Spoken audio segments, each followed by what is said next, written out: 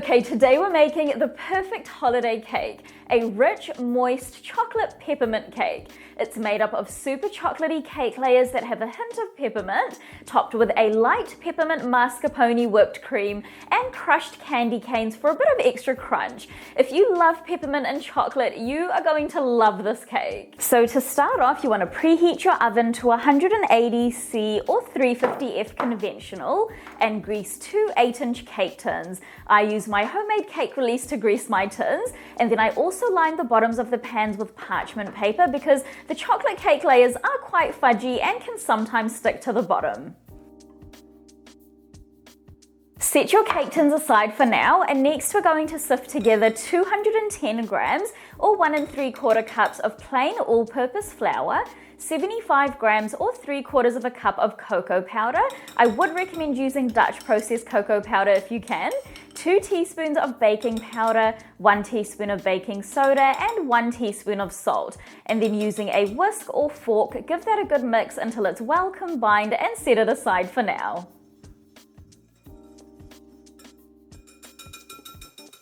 Next, in a large bowl, you want to add in 200 grams or 1 cup of soft light brown sugar, 200 grams or 1 cup of white granulated sugar, 56 grams or 1/4 cup of melted unsalted butter, 105 grams or half a cup of unflavored vegetable oil, I use canola oil, 180 grams or 3/4 of a cup of room temperature milk, 2 large room temperature eggs, 2.5 teaspoons of vanilla, and 3/4 of a teaspoon of peppermint extract or essence. And then using a whisk, give that a good mix until it's well combined.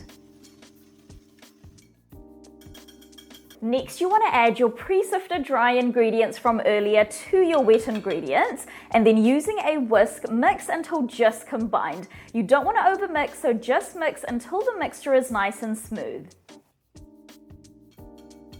Now to finish off the batter, you want to add in 180 grams or 3/4 of a cup of strong hot coffee. So you can use espresso for this or instant coffee powder too, which is what I'm going to be using today. So I'm just going to add 1 tablespoon of instant coffee powder to 180 grams or 3/4 of a cup of hot water. Give that a good mix, and then you want to add that to the batter, and then again using a whisk, mix until just combined, being careful not to overmix. Okay, so that is my batter all done. It honestly just smells incredible, and it's so easy to make. And now you just want to evenly distribute this into our 2 pre-prepared cake tins from earlier. Now once all the batter is in, I like to just weigh my cake tins just to make sure that I have an even amount in each cake tin. And then you just want to drop the cake tins lightly on the counter to remove any large air bubbles. And now these are going to go into the oven for 35 to 38 minutes, or until a toothpick inserted into the center comes out clean or with a few moist crumbs on it.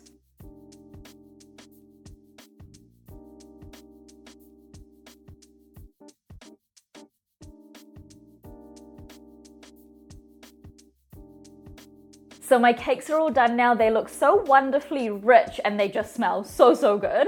They've been cooling in the cake tins for about 20 minutes just to give them some time to firm up a little. And now I'm just running a thin knife along the edges to release the cakes from the cake tins and turning them out onto a wire rack to completely cool. Now, as always, we're going to take a closer look at these cake layers, and you can see just how incredibly moist they are.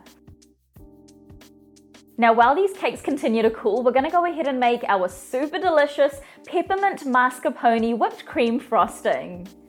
So it is super easy to make. To a large bowl, add in 345 grams or 1.5 cups of cold mascarpone, 115 grams or 1 cup of powdered sugar, 1.5 teaspoons of vanilla, and 1.5 teaspoons of peppermint extract or essence. And then using an electric mixer, mix on a low speed until well combined. If using a stand mixer, then you want to use the whisk attachment. Now to finish off, add in 515 grams or 2.25 cups of cold heavy whipping cream, and then mix that in on a low speed first, just until everything is well combined, and then turn up the speed to a medium-high and whip until you reach stiff peaks. Keep a careful eye on the mixture because you don't want to over whip the cream. And then that is our luxurious peppermint mascarpone whipped cream frosting all done. So my cake layers are completely cool now, so we can start stacking this cake. So first I'm going to trim the tops of my cake layers using a serrated knife so that they're nice and flat. Next, I'm placing my first cake layer onto my cake stand and spreading out a generous amount of the peppermint frosting on the top using my offset spatula. My next cake layer then goes on top, and again I'm spreading out a generous amount of frosting on the top, and then I'm also covering the sides as well. Once the cake is fully coated in frosting, I then like to go in with my cake scraper and smooth out the edges, and then I use my offset spatula to bring that top lip of frosting into the middle of the cake so that I have some nice smooth edges. Now, because this is a chocolate cake and the frosting is a very light color, if you decide not to do a crumb coat like me, then you are likely to get some little bits of kind of chocolate cake on your outer layer of frosting.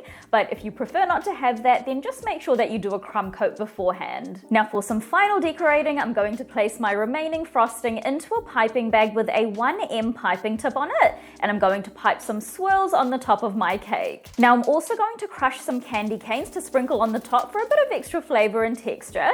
And to do this, you just want to pop 3 candy canes into a snap lock bag. Make sure to get all of the air out of the bag, and then use a rolling pin to break up the candy canes. And then once that's done and you're ready to serve the cake, you want to sprinkle those crushed candy cane pieces all over the top. I wouldn't recommend sprinkling them on too early, otherwise they may melt because of the moisture in the frosting, and then they'll lose their crunch. So just wait until you're just ready to serve the cake. Now you can totally crush more candy canes if you like and kind of, decorate the sides, but that is my peppermint chocolate cake all done. This chocolate peppermint cake has just the perfect balance of chocolate and peppermint. The chocolate peppermint cake layers are so incredibly moist, and that peppermint whipped cream frosting is so light and airy and not overly sweet. It all just works together so well.